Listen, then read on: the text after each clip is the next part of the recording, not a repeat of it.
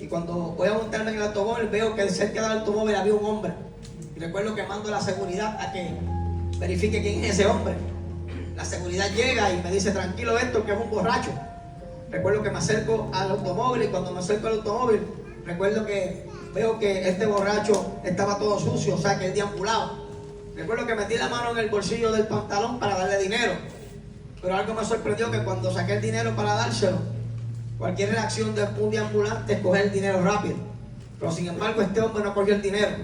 Este hombre me miró a los ojos y me dijo: Héctor el Father, no le sigas huyendo a Dios porque Él te ama. Yo recuerdo que eso me impresionó, pero aún así seguía dándole las espaldas a Dios. Aún así seguía mi alma adora a Jesús, ignorando su llamado.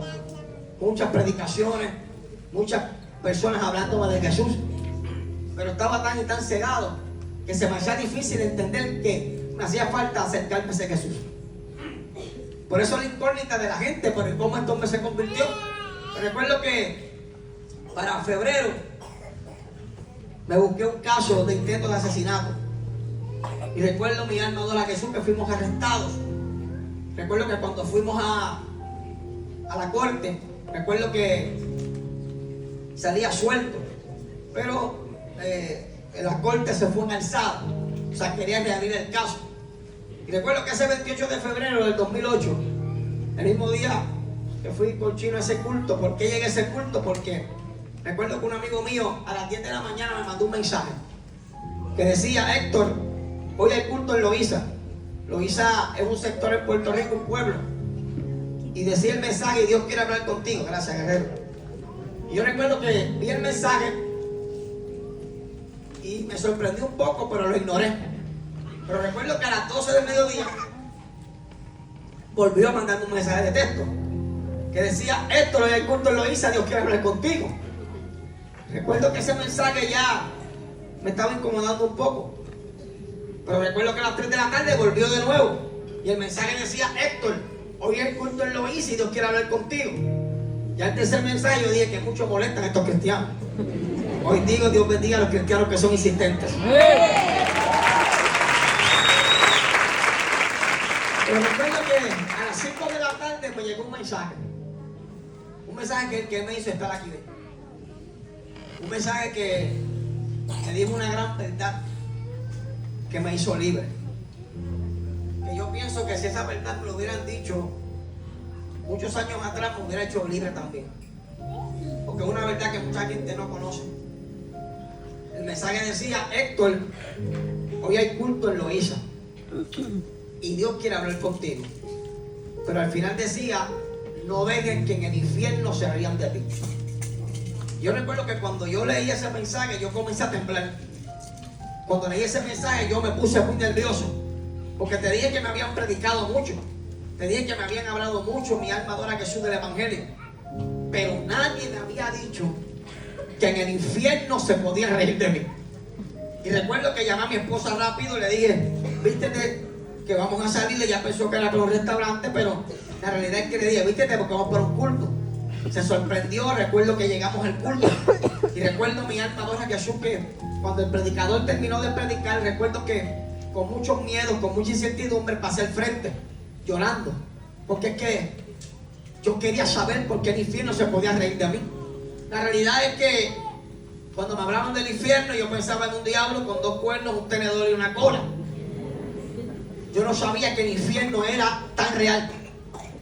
Es tan y tan real, mi alma adora a Jesús, que el predicador de predicadores, el pastor de pastores, el misionero de misioneros, llamado Jesús, fue el más que mencionó la palabra infierno. La palabra infierno en la Biblia aparece alrededor de 18 veces en el Nuevo Testamento, y 15 veces el que la mencionó fue Jesús. O sea, quiere decir que Jesús era un predicador que constantemente estaba hablando del plan que tenía el infierno para con el hombre.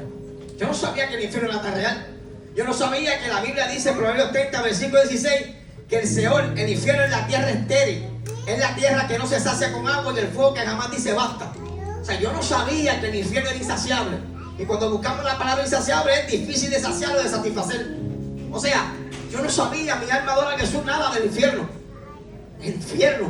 Yo no sabía que su lugarteniente era Satanás y que sus secuaces eran los demonios. Pero tampoco yo sabía que la palabra demonio en el hebreo significa conocedor. O sea, Yo no sabía que había un infierno, que su plan es matar, hurtar y destruir. Que me conocían a mí, pero yo no los conocía a ellos.